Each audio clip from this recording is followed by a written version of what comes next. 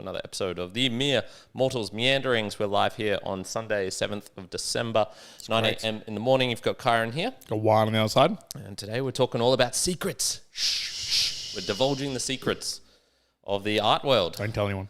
So I've got 100 secrets of the art world. Everything you always wanted to know about the arts, but were afraid to ask. That is, in fact, very untrue. There is not that much to actually know from this book. And I certainly wouldn't be afraid of asking this. I feel like much of it has already been told. But that's a little primer for you there on what this book is like. Impression of this book. I read quickly through it. I skimmed through it for the last maybe 3 or 4 minutes. Yeah, and I'll even get you to read out, or I'll read out some of the things in it. So I would have probably read 4 pages and gone, okay, I'm done. I don't think I would have read that. Yeah, okay. The entirety of it. And I think that's a fair enough... it's like one of those where it's... my impression is a book where you might pick it up, open it to a page, read it, and be like, cool, whatever. Put it back down. Yeah, sure. Yeah, a table, what is it, like a table book? Sure, know, coffee table book. Yep. Something that's there, you maybe read one little thing. It's kind of like you pick it up, you just open it to a random page, view it, put it back down. Don't read it like a normal book. Now, just to preface this conversation, because there's a couple of things I wanted to not talk about in this. So if I just go to topic for next week will be about what I've learned from the art world, plus a book of the mini secrets. And I want to talk about the art space. Yep. Not art itself. Rather than art itself, or rather than the economics of art. Because those are both things that I'm actually more interested in. But the art space is, I don't know. There's a couple of thoughts have been run through my head of that, and this book highlighted it well. So just a primer for you, Juan. If you had to think about the art space in general, so this is just like the collective artistic world, what are some initial impressions that you have of it? I would say it's very tight-knit at the top. Like, it's very, very tight-knit in terms of who makes the moves and the conversations. I would say that's a space that's much more about social acceptance as it is to the objective acceptance of the art in itself. Provenance, like huge provenance particulars, I guess, the art scene. So if you are in the it crowd or in the it group, then for sure the provenance will pervade you well. If you're not, then you're stuffed. Bit of an elitist. Pretentious. That was the word I'm looking for. Bit elitist, bit pretentious, I guess. A little bit of all that sort of mixed into one. And here, and are you talking art world though? In all that I was saying, I'm thinking real life paintings, because I don't know if that applies so directly to digital art as much. I'm including digital art, sculptures, and performance art. Okay. All of that in the one. Okay. And probably drawing more the line at probably not dance, even though you can kind of consider that an art form, or circus. That's artistic, but thinking more of a bit of pretentiousness for sure. Bought and sold. Yep. Yeah. So there's a weird thing that happens when people talk about spaces. I find it a strange word to use. Like, it's the art space, and I guess I've been trying to learn more about the economics of art in terms of as an investment, and then also as a cultural thing, or something that I can indulge in. And it's been a little bit 50-50 on my part. I'm going to leave kind of both of those for another episode, because I'm actually reading a book by the author of this, and I should highlight this a little bit more, Magnus Resch, who is more like an economics... Well, his backstory was he got into the artistic world I think it was actually to help pay some university loans or something like that. Okay. Became a gallerist, so a person who, a middleman, if you want to call it. Yep. So artists, buyers, and then he's the person who kind of connects them with his gallery. And he was doing that for a while, really struggled with it, and was like, how do you actually make money in this world, for not only as an artist, not only as a gallerist, but also as a collector. And so then he got into the actual data, economics, hard, more tangible things, rather than the very subjective do I enjoy this piece of art, or what does this represent? So yeah, leaving those two aside and talking about the that world in general.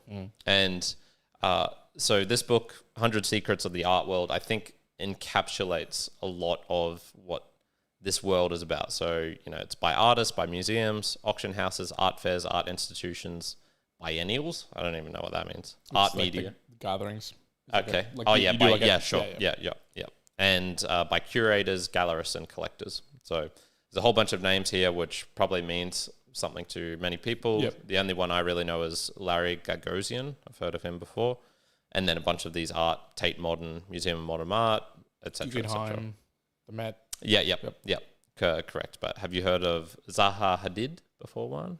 I feel like I have. Klaus Beisenbach? The Zaha, I was like, that's the only name actually that I was like, oh, this seems familiar in some way, but the rest of the names I was like, I have no clue.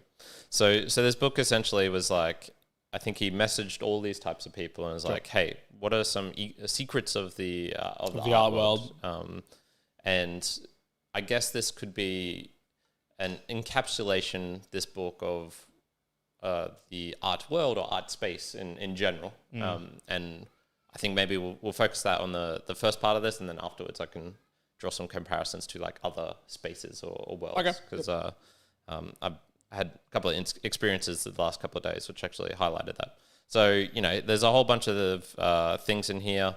I'll read out one here from Josh Baer, and the book itself is artistic in nature, like the way it's set out, the typography is meant to be artistic as well. So jumping to a random page here. By Carter Cleveland, founder and CEO of Artsy New York. The biggest kept secret is ironically something Joseph Beuys said in plain sight. Everyone is an artist. So you get a lot of like vagueness with some of these things. Here's another one. More live off failure than off success. What else do we have? My brain retains faces, numbers, logins, passwords, but not visual images. Oda. And, odd. This is where the pretentiousness kind of came in a bit. And I'm if I read that, like, separated from the art, if I'm just reading a random book and I'm seeing some of this, it feels to me it's like platitudes without depth, right? Where it's fine if it's said by the original creator of the whatever sentence. Like, when you hear like a Marcus Aurelius or something like that. It's like, I understand it when it comes from the original, but then when it's repeated by somebody else without any extra depth, it's a little bit like, That's what it gives me that vibe of. If someone like repeating something with no extra depth, no extra clarity, it would be like, Yeah. The biggest secret in the art world is that no one knows what's contemporary art. Yeah, essentially things like that. So there's a lot of shallowness in this, which is like, unless perhaps you really know the backstory of Adrian Cheng, Hong Kong collector and director of K11 Art Foundation, you're not going to really know. You can now find all the art world secrets on Instagram encoded in hashtags. So things like that, super unhelpful. There was probably like 3 things in here where I was like, oh, that's actually an interesting insight. And typically it was a longer passage where it was like, hey, this is something that someone who is not from this world would not perhaps know. And so, one person was talking about the kind of, I don't think they used the word incestuous nature, but certainly the very interconnected, like there is some cabal-like behavior, particularly at the very top of the art world. And if you go into some of Magnus Resch's other works, he really talks about how the art scene, at least the economics of it, is dominated by New York. If you want like high prices of sales and things like that, unless you're connected to like 4 galleries / things provenance in the art world. That's not provenance. Provenance is proving where it actually came from. But part of the proving where it came from, again, maybe as a social status of like, if the well-known / the connected places from an art space and more so the like physical stuff, is where they go, oh yeah, those where you buy your really, really expensive stuff, then you're shit out of luck if you try to do it from another area altogether because you just don't have the connections and everything else. But I guess I'm saying it to, yeah, maybe not exactly just provenance. It'll be like the social connection that comes along with it. Which I honestly, if it was like the real secrets of the art world, that's what I wanted to see. So like I would have expected to see a line in there and being like, if you have to be in these 4 whatever or know these 6 people, otherwise you're not making it. Yep, pretty much, yeah. And I think that's like the little gem that I got from this book, which was, yes, there is a way to kind of finesse your way if you are any one of those kind of like 3 main points, either the artist, the middleman, or the collector, of finessing your way into whatever it is that you want, whether it be access to better pieces, because I haven't experienced this myself. I would kind of like to try and see what it feels like, but apparently you can go into many places and be like, hey, I want to buy this piece of art, but they will not let you buy it. It's, price on the wall, you could get it. Well, you assume like, oh, this is for sale, right? Wrong. That's not what's actually going on here. But again, I guess the interesting thing for me, and again, if someone's listening to this and knows about art, so that happens in cars, that happens in watches, that happens all over the place as well. Okay, in terms of all right, Rolex. Look, can you explain more about that? Audemars Peugeot, Paganis, Bugattis. Forget it. You ain't buying it. Like you can go into a store and you can say, I would like to buy this, and you like to buy that, and they go, thank you very much, sir. You're not purchasing this. And again, the way to do it is that, it's a bit secretive. It makes it hard to get. It's what then ramps up the prices of it. So Rolex is probably the most well-known / easily enterable to the market, right? Because you can get watches there from $8,000 to $40,000 to $80,000. You cannot go into a Rolex store to buy it. Of course, they've got it out the back. Like they can just pick it up. But the allure of it is that they want to, we've got to give you a couple of months. We need to make sure that you got it all dialed in. And so the finessing of that game is they finesse you as a customer by making it a little bit harder to obtain. I was going to go and buy an Omega watch just the other day, right? And those are not super expensive, but they cost money. I could have bought it on the spot. I actually decided not to, if you want to know the reasons, because I was like, to my wife, I was like, okay, I'm not going to take off my Apple Watch to wear this thing. Like, I'm not going to wear it anywhere. So like, so why even go? What's the point? I was like, what's the point of getting it? Like, I'm not a collector of watches. But in that industry or in the space, Audemars Peugeot as well, same thing. You ain't getting it unless you talk to the right person and you go and see this. Or in the case of a Porsche, like some of the higher end Porsches, you need to own 4 or 5 Porsches before you can actually go and get the top one. Same thing with Ferrari. But again, it's the name, the illustrious thing behind it before you can even get it.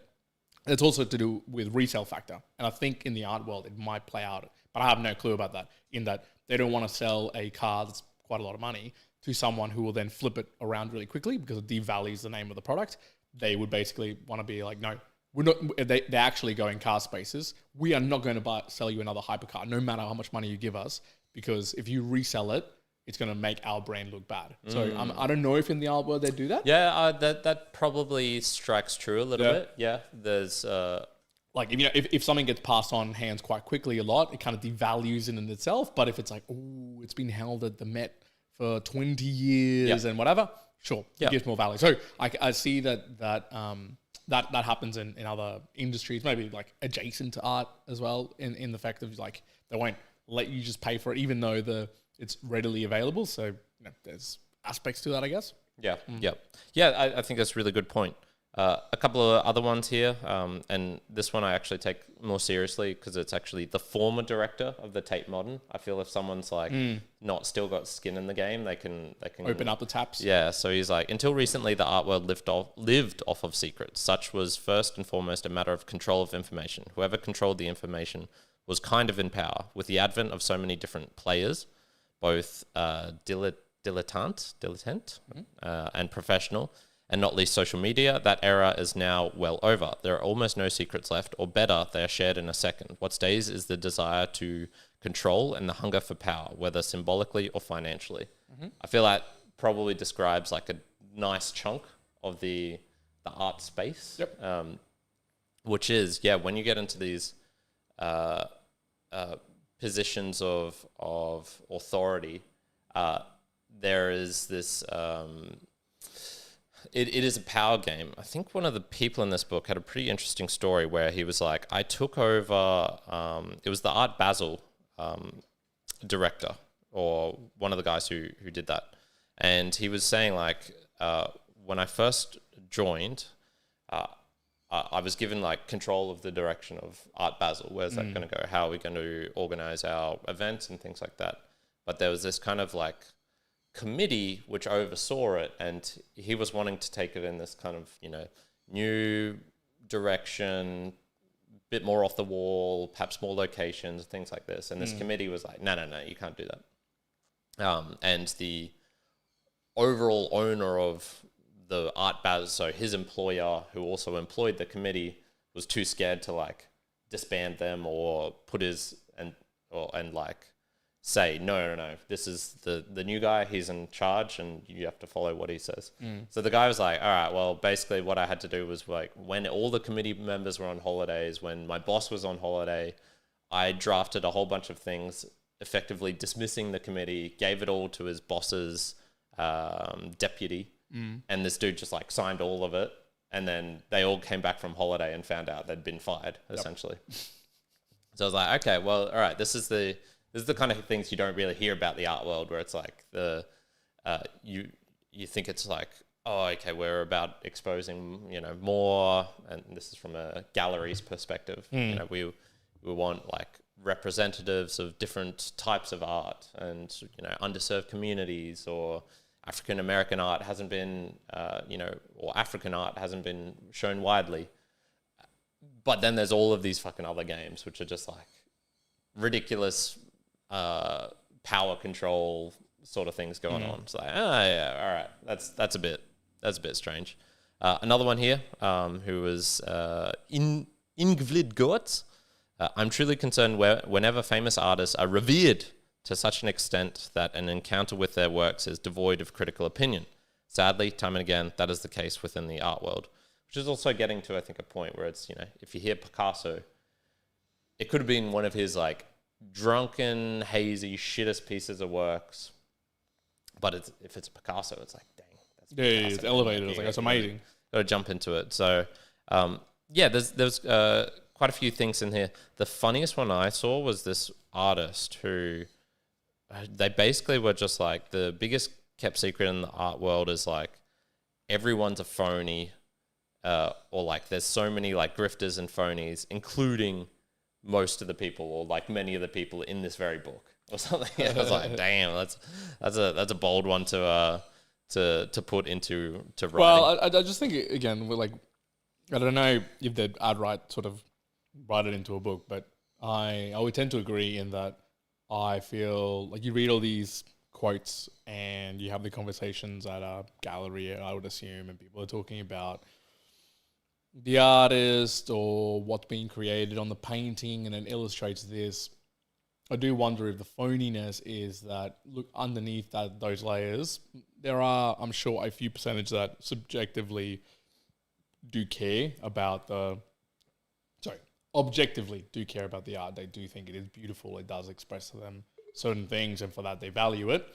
But probably the hidden secret in that space is that the real value is a subjective money. It's a subjective power. It's a subjective control. It's the manipulation. It's the, if I've got this, then I am viewed as a greater whatever. I almost go, someone debate me if I'm wrong on that from an art perspective, but I reckon the phoniness is that if you really dug down and got the reality, most of them would actually say, oh yeah, it's all about that. Like, it's so few and far between in relation to your images. I know this personally when it comes to our NFTs, right? From an artistic perspective, there's not a single one I own that I go, wow, that's beautiful and creates that. Shut the fuck up. Like, they're all just fucking investments. It's just money. Like, it's to do with attention. It's to do with the security. It's to do with, well, it goes up if the attention and the eyeballs goes up, and then monetarily it invests better. Or you're seen as like, oh, you held a V-Friend Series 1 from the very beginning for Mint. Oh, that's kind of cool, right? Fucking the images and what you can objectively all you want. It's just like, it's simple. It's very easy. There's no crazy things behind it. And there is a difference between what you're just describing and what I would say is like the art space. What you were describing is tangential in that it's like the medium for the artistic world in a certain extent. So you can have digital art, and if you're doing that via NFTs, so it solves the kind of provenance problem, which is like who actually owns this piece of digital art. Anyone can have it in their house, but one person owns it, and as like a stamp on the blockchain. You can also do many other things with it. Ticketing, you can do collecting, which is more what you were talking about with Gary Vee's V-Friends. I don't think he's ever claimed them to be art. These are collectibles in his mind. Yeah, so, I guess I came from the angle as well, from like in the art that I at least know or have seen. I have a couple of art pieces around the house up on the walls. They are cheap, easy to acquire, like one of ones. They're prints essentially, but then I've got a couple that are my daughter's drawings, and they are meaningless value for anybody else besides us. And then there's like, that is a very objective, like that is the value. It's the fact that it's done by my daughter, not anything else, and no one else will value it for any other reason. I know personally people who've got art in their house that are, I don't even know the names per se of the artists, but they are like very highly lauded pieces of work, and they've got a lot of money. Some of them, especially one I'm thinking in my mind, I won't say, but he purchases them purely because if he purchases them, no one else has them because they're one-on-ones and they're physical things on the wall. And it's like, it's the power. It's the, I control it. And he's got art group, well, not art group, but he's like a Goma or something like that would go and to this person to say, hey, can we get this piece for them? And he has power in saying, no, like it's mine. Gotcha. Yeah. Right? Is that value, that in that, again, I'm not talking about the value, I guess, separately, but the art space is like, I think there's a lot of that phoniness where it's actually that's the governing factor of that makes something a good piece versus a art in itself. Yeah, so I view the dynamics much as you would something like podcasting, which is a Joe Rogan episode, a Chris Williamson, a mid-tier, and then probably us closer down to the bottom. What is the more objective way of determining, is this a really good episode? There's certain things you can do where there's like, all right, having a basic audio quality of some form, of the perhaps less ums and ers or randomness, or if someone's drunk and they're just blabbering off some random shit, the topic that is being talked about, that you can use some like little objective metrics, I would say, or even that's kind of subjective in a way. But then what makes it really popular in a certain sense is a lot of things outside of it. It's the social media, it's the storytelling, it's the, this guy's been doing it, Joe Rogan's been doing it for, before it was popular, and just put out so many episodes and got on enough interesting guests, worked on the product as well, that it became very popular. So I kind of view that in the art world, and the same as like, there's no one particular, you can look at a piece on a wall, and if you had everyone in the world evaluate it, you could say, yeah, it was good or bad. And, it'd probably be 50-50 in any given sense. But then it's the whole story behind of it. And this is one thing I've noticed diving into, I suppose, and this is getting now into the digital art space. So like the niche of a niche, I guess, which is there's just so much out there. There is no possible way that you can go through all of it. So how do you determine taste and what is good or not? When you're watching sports, for example, it's a little bit easier in a sense because it's, all right, these teams are better than these other teams, and you can see it in the score. And I guess like the score for the art world has to just be money in terms of this piece is more highly valued, so therefore it's better. It's better, yeah. Which is a bit trickier because then, someone could have what is viewed as like they put in an insane amount of time. It is technically very difficult. They're the only one in the world who can create this particular like style of art or this particular way of creating it. But if they haven't just got the social media right, if they haven't got like the marketing aspect, they're irrelevant and unknown. I've been listening to a podcast called Verse. I think it's called Verse Talks. Let me bring it up. They changed the name of it midway through. So I can't remember exactly what it's called. Yeah, it's called Verse Talks now. It used to be labeled something else. Verse Talks. And it's a gallery, I guess you'd call it, or a curators of digital art, so NFTs. And these people have been around for a while. There's a couple of different people in that. There was this one dude who I think was the epitome of jackass, is how I would describe him. Okay. And everything he talked about was either a complaint or, you know how people sigh sometimes before they start talking? Yeah. And then It was like that the whole time? Every single time, man. It was so hard to listen to him, which is unfortunate because the other people I found really interesting and insightful and thoughtful. Yeah, okay. So how one person can make a big change on that. Yeah. And I would describe listening to all of, I've probably listened to 10 to 20 episodes of their podcast now. And I would say that about half the time they would be talking about market, and these were the ones who were really using the word space, the NFT space, the digital art space. Half of the time they were talking about the kind of bullshit that you'll see in this book, which is the games, this person's only popular because he's already popular in a sense, and no one is really evaluating their art on an artistic merit. Beeple's a good example where you get very conflicting views on like, is it actually art or is he just being a troll? Yeah, look, the artistic merit piece, not that we know anything really in detail of it, but if I was to put quality to it, I'd go, how complex is it? How much effort was put into putting a particular detail? Sometimes I see reels of an artist that does really fine drawing with pencil, and then when you step back, it's like this crazy hyper realistic looking thing. That to me, I'd go, wow, there's a lot of quality and complexity and skill and effort that goes into making that, and I would value that. That would be really valuable versus the typical blue painting, just purely blue with a white line, and it's worth a ridiculous amount of money.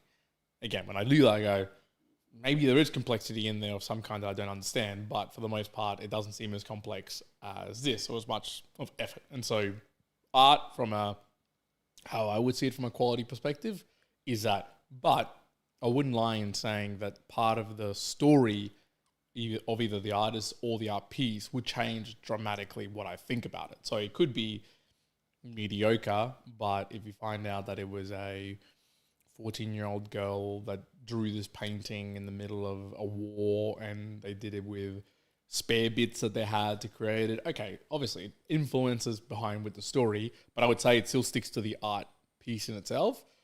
But I doubt that is the majority. I doubt that's even beyond 5% of what's happening in the majority of the art space. And the art space, again, getting back to the phoniness, it's just on how do we exploit, control, user power, manage whatever so that it influences, and that can be to attain more money, to attain more control, to have more people go through the gallery, whatever. That still seems like it would be the Trump thing that it would do.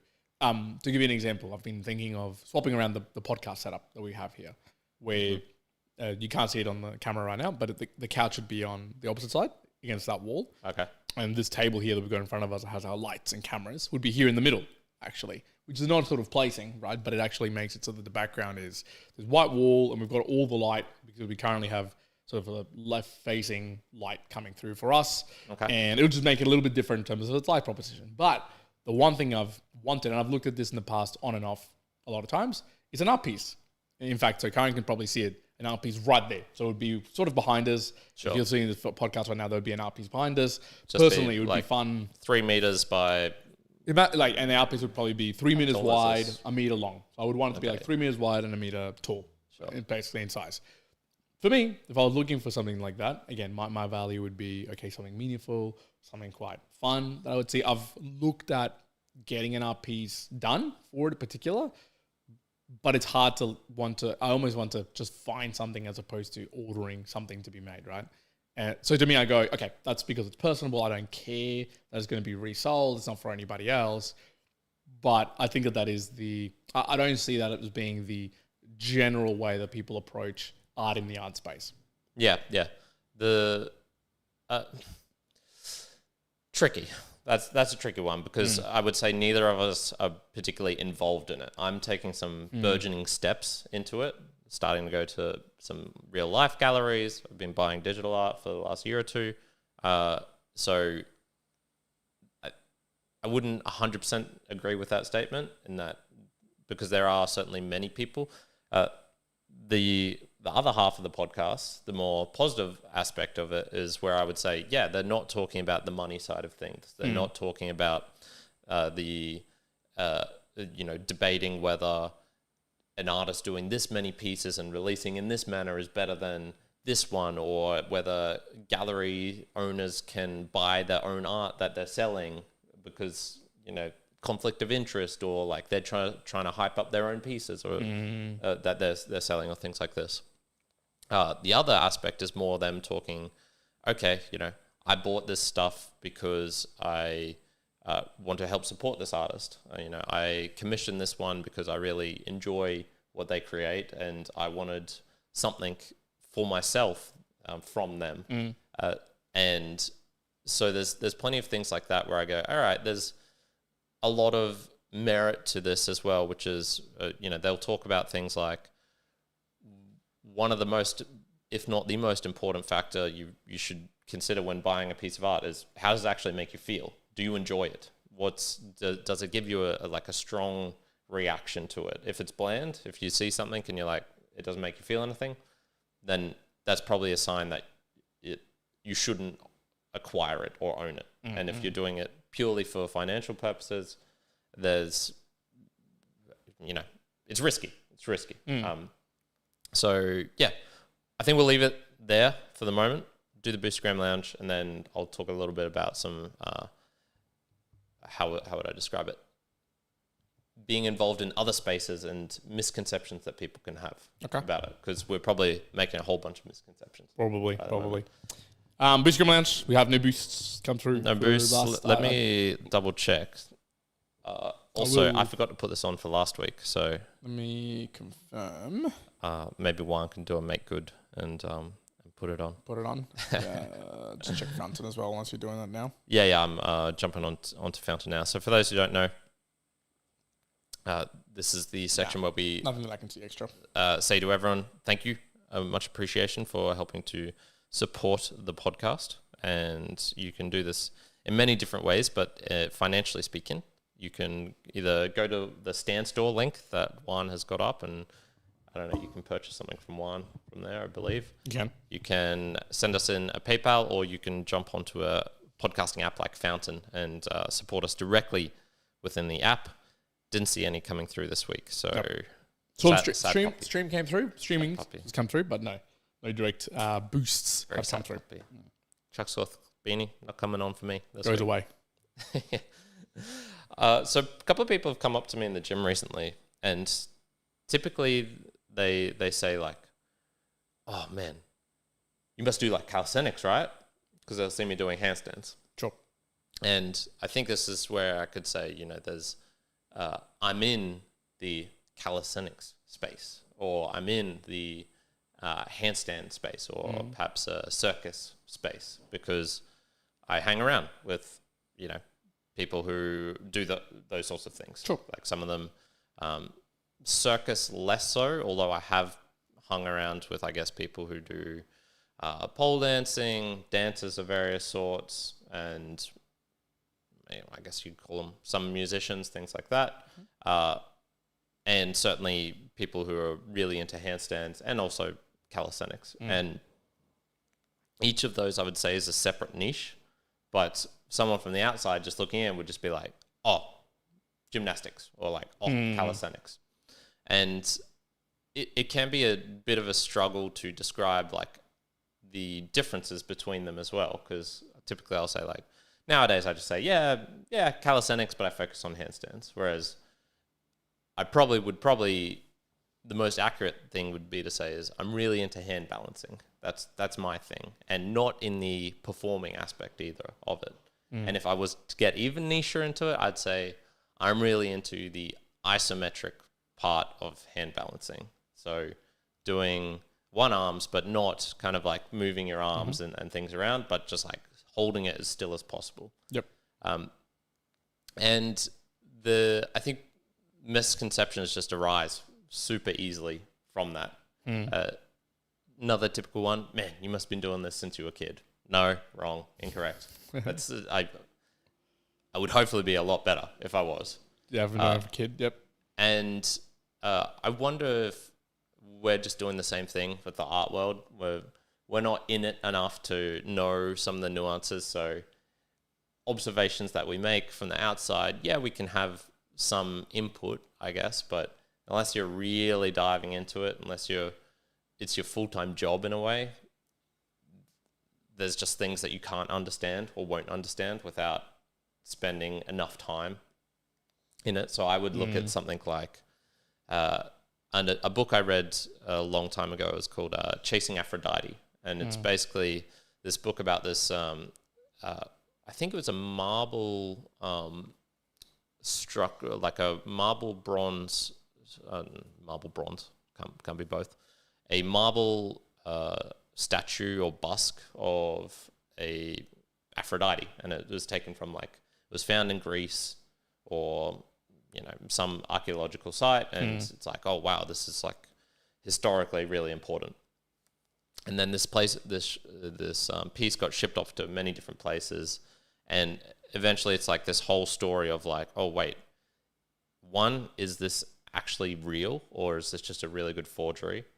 Two, how are museums verifying these sorts of pieces and what sorts of games go on there? And it's this whole convoluted thing where the more you read about it, I feel like the more disgusted I got. It's just going like, this is all bullshit, Museums are just looting from other places in the world. They're employing these like underhanded, art dealers who are essentially, they're kind of close to like human traffickers in the sense of the legal shadiness of what they're doing. Obviously without the human suffering component. But even then, some of it could be like, yeah, they're just really exploiting some really talented savant in the Philippines to create this forgery and then, reselling this on.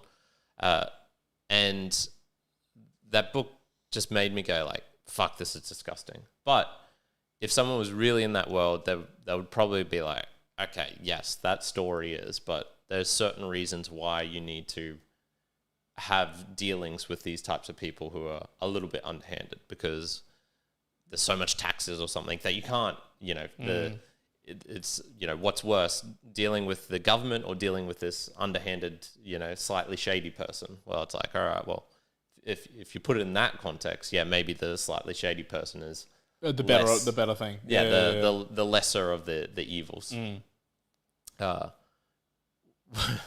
How often have you been asked if you've been taking steroids?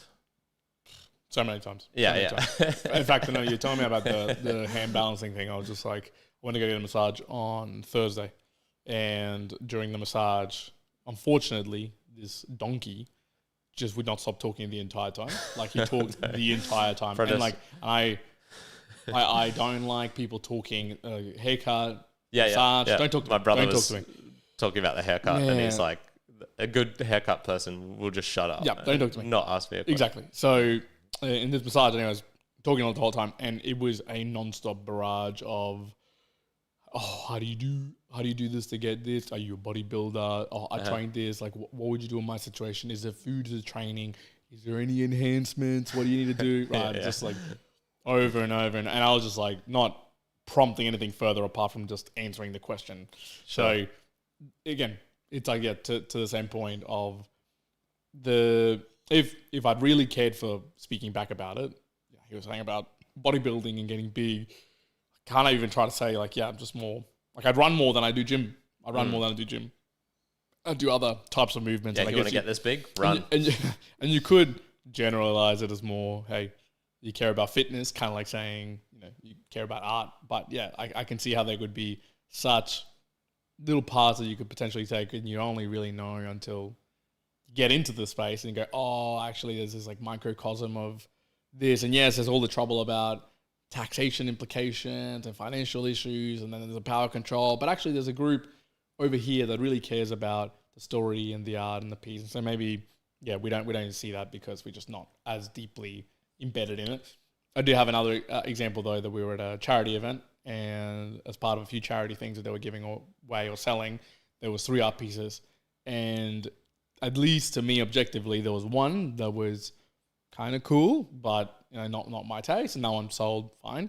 The other 2 were not objectively cool. It didn't seem like anything big. There was no story behind it. It was just someone who had created this, and they struggled to sell this at a charity event, and it was ended up being the charity group themselves who bought it because nobody else in this 100-person room wanted to buy it. Yeah. So I've seen also firsthand where it's like when it feels like it's shit, no one cares, especially when there's nothing else that bolsters it for any reason. Like there's no power, there's no story, there's no like, ooh, I bought it at this particular location, nothing like that. Then the value evaporates. Yeah, I think the good point, and almost summing this up in a way, would be the space, whatever space you're in, the more it gets towards the attention, whether that be in big numbers, in terms of eyeballs on a thing, best in the world,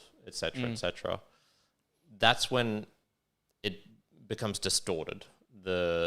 If you want to be like the best artist in the world, you probably need to spend 95% of your time on marketing. That's what you do, and then 5% on actually creating art. Same with like the fitness aspect. If you want to be, Arnold, bodybuilder, sure, you need to spend a lot of time doing the actual work, but there's the enhancement aspects of, researching drugs and steroids. What's the optimal combination? He spent so much of his time on posing as well. The small tricks that he would do in like out competing. I remember a story of him walking off stage with another guy, and then he would run back on to do like an encore, an extra pose. Yep.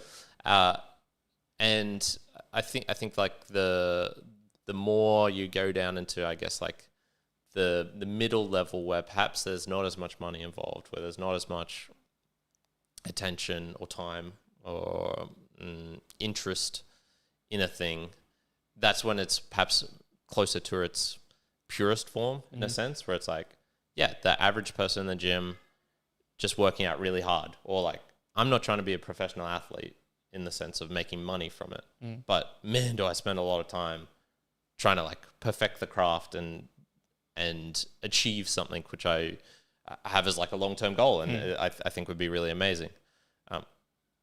Does this make me better or more pure than a circus athlete or something who can do much more impressive things? No, but there is that aspect of like, if you're trying to I guess to get to like the essence of a space, like what is the essence of the art world? Well, it's like buying and enjoying art, and or not even necessarily the buying aspect, enjoying of art. Like the artists are trying to communicate something to you, or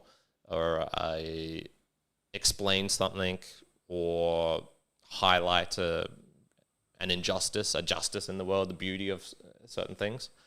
And you're probably going to get more of that in your like local random gallery at a showing, at a pop-up art pop-up art event than you would at perhaps Art Basel. Or I'm just thinking though that what's the underlying equation to art that brings a joy, right? Like what's the derivative of joy for an artist? It's actually by paying dollars or by recognition, right?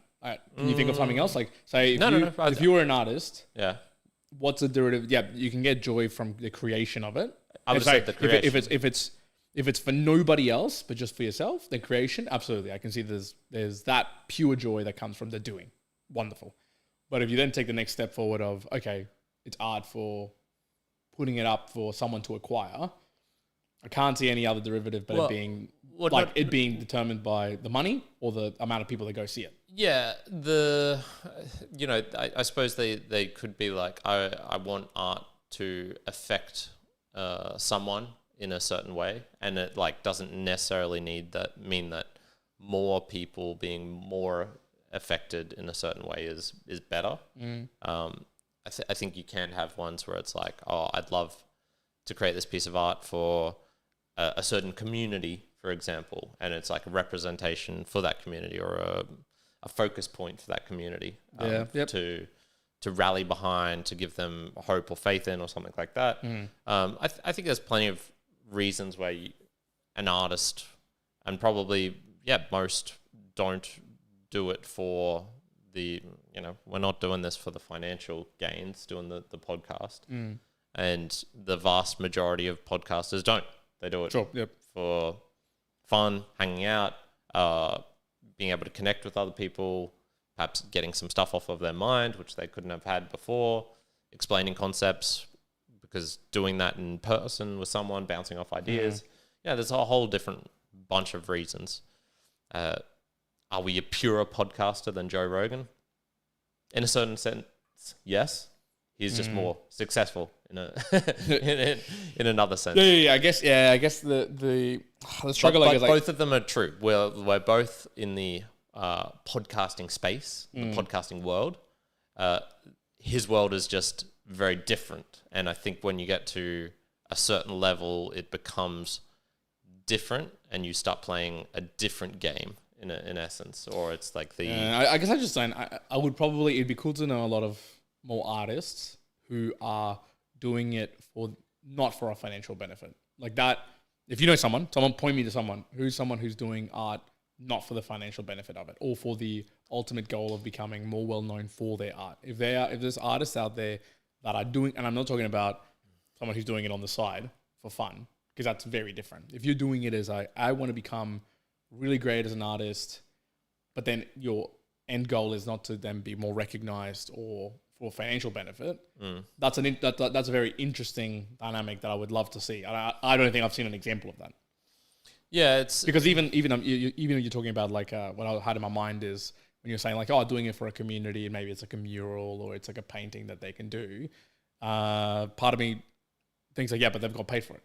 Someone's paid them in some regard, either in recognition or in financial.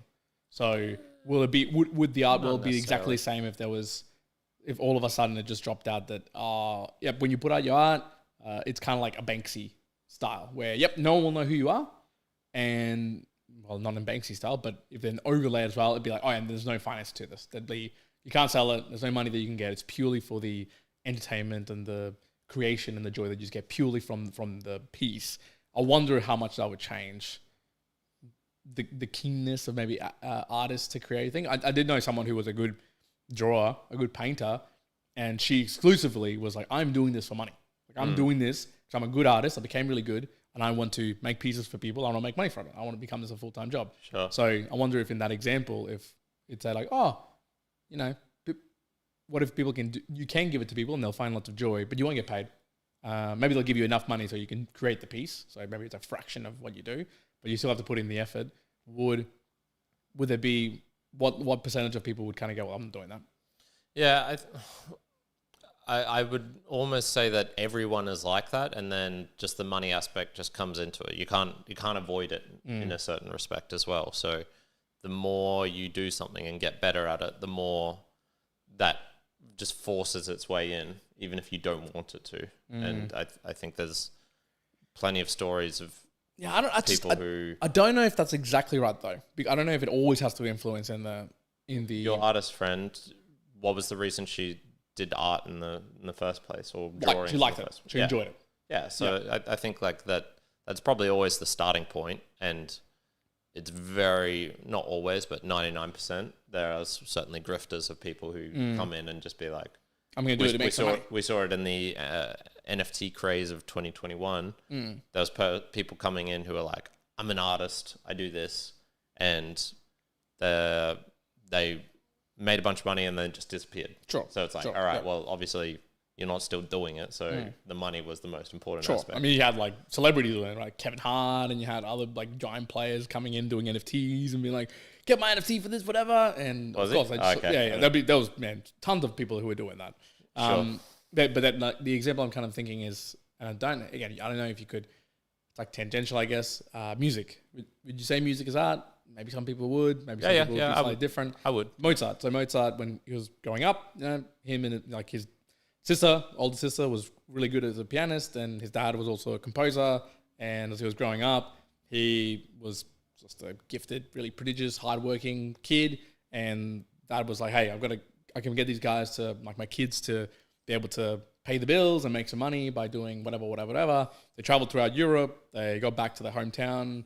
His dad got him a position at the local, not mayor, but the local like chief or whatever you want to call it. And he was the composer for that.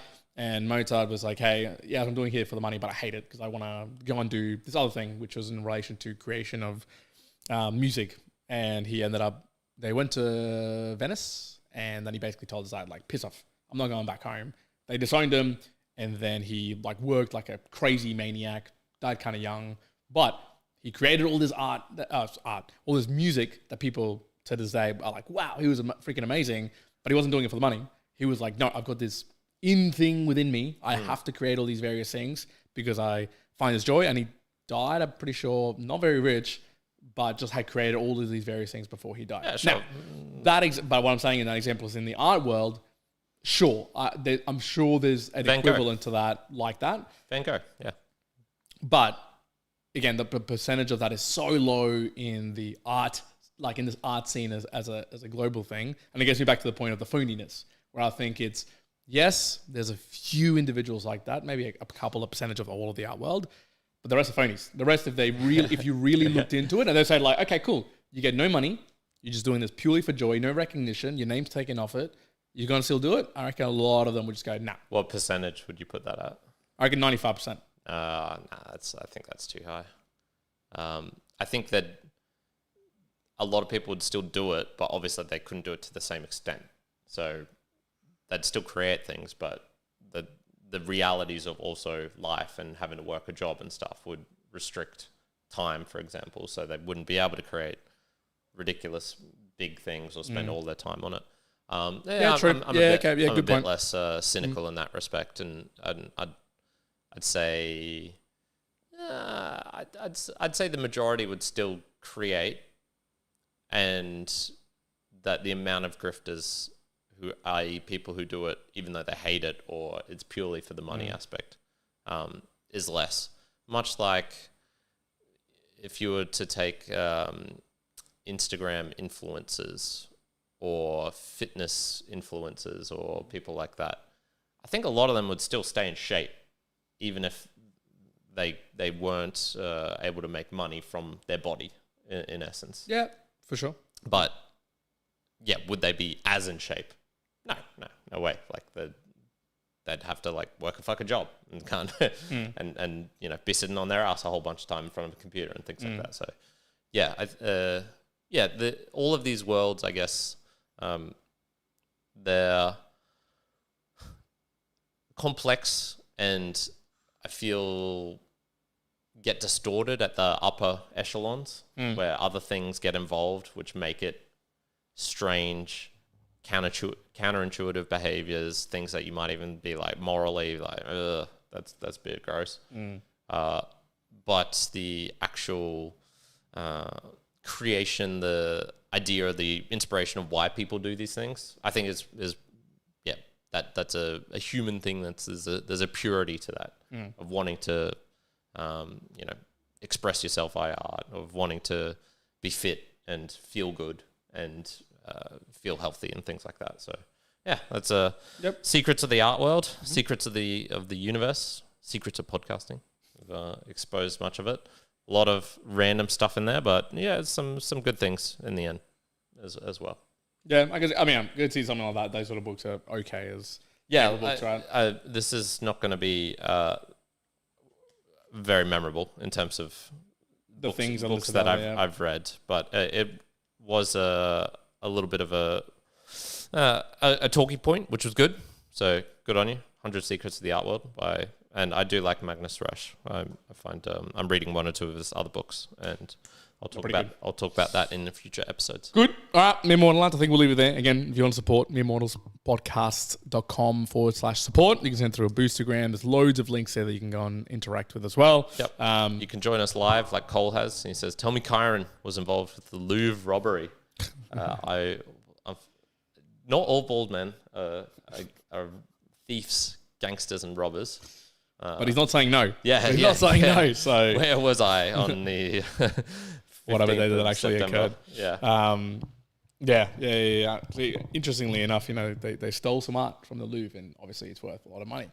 And if art wasn't worth anything anymore, would it be worth stealing? Maybe that's the if you want to stop art being stolen, make it so it's worth nothing. All of it's worth nothing, then no, it will no longer be stolen. So that's probably complicating it even more so than it needs to for art, but that'd be it. I appreciate it for those who have been live as well. Tune in 9 a.m. Australian Eastern Standard Time on the Sundays for the next conversation. In there as well. We'll leave it there for now. Hope you're well. Be well. Stay artistic. One out. Karen out. Bye.